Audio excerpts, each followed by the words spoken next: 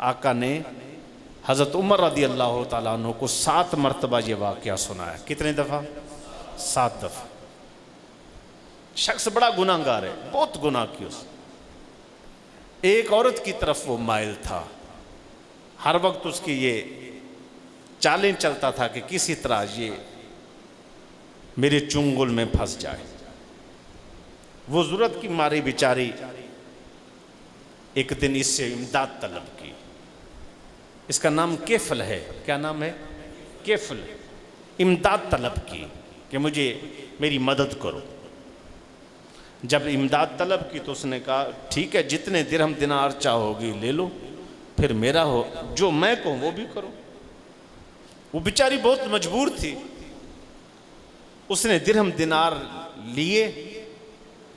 اس کے بعد جب درہم دینار لیے تو وہ شخص آگے بڑھنے لگا نو تو وہ بہن بیٹی جو تھی وہ کانپنے لگی. کفل نے کہا تجھے درہم دینار میں نے نہیں دیے، اب کیا ہے؟ اس نے کہا کفل میں مجبور ضرور ہوں، مجبور ہوں، اور میں پیشہ ور خاتون تھوڑی. عزت میری ساری زندگی محفوظ رہی ہے، میری بد نگاہی بھی نہیں ہے.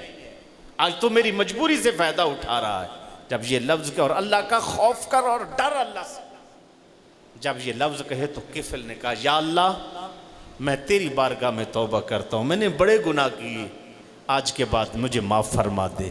بہن تو میری بہن بیٹی ہے، تو اپنے گھر میں چلی جا، درہم دینار بھی لے جا. وہ درہم دینار بھی لے گئی، گھر میں چلے گئی. اپنی ضرورت تھی، غالد بیمار تھا، جو معاملہ بھی تھا اس نے وہ پورا کیا. اسی رات کفل فوت ہو گیا. اسی رات جب کفل فوت ہوا تو لوگوں نے اس کو اٹھا کے گندگی کے ڈھیر پہ پھینک دیا. بڑا لعنتی آدمی ہے، زانی آدمی تھا. اللہ نے غیب سے چٹھی عطا فرمائی، ایک رکا بھیجا جو اس کے سینے پر آ کے گرا. اس پہ لکھا ہوا تھا یہ ہمارا دوست ہے، اس کو عزت اور اکرام کے ساتھ دفن کیا جائے. ایک صحابی رسول ہیں تو سفر میں جا رہے ہیں کہ ایک قصاب ہے، کسائی، وہ بھی ساتھ جا رہا. گرمی شدت کی، اتنی گرمی کہ برداشت نہیں ہوتی. صحابی رسول نے فرمایا تو دعا کر کے اللہ سایہ دے دے یا بادل یا کوئی درخت مل جائے، ہم تھوڑی دیر وہاں آرام کر لیں یار. انہوں نے کہا جی آپ رتبے والے لوگ ہیں، آپ دعا کریں.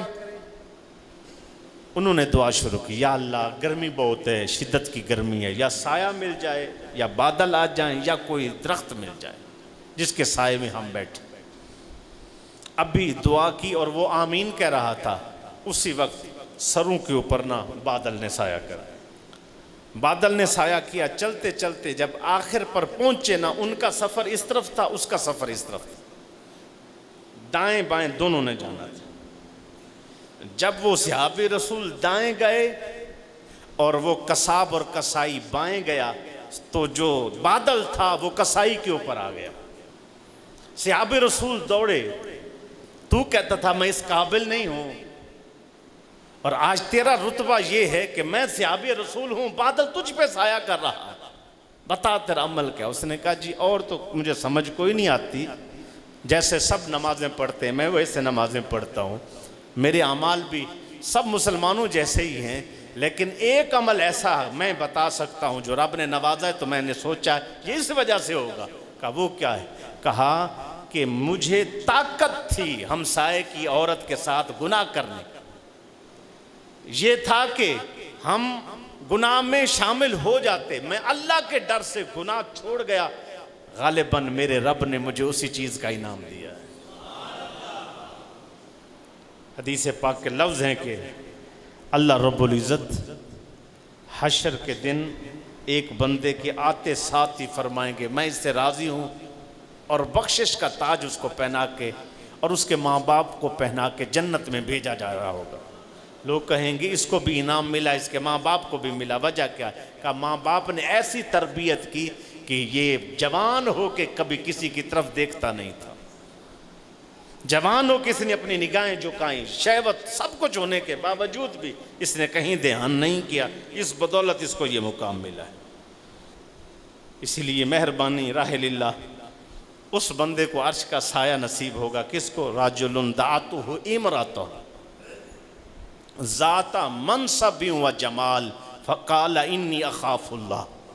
عورت بڑے رتبے والی ہوگی، زمانے میں اس کی بڑی شان ہوگی، حسن کی دھومیں ہوں گی. وہ ایک مرد کو بلائے گی، آ تجھے نواز دوں گی، جو ہے نا دولت اور دنیا مال سے تجھے سب کچھ میسر ہو جائے گا، ہر قسم کی فراوانی تجھے ملے گی. اور وہ کہتا ہے نہیں، میں بے غیرت نہیں ہوں کہ میں منہ کالا کروں، بلکہ مجھے تو اللہ سے ڈر لگتا ہے.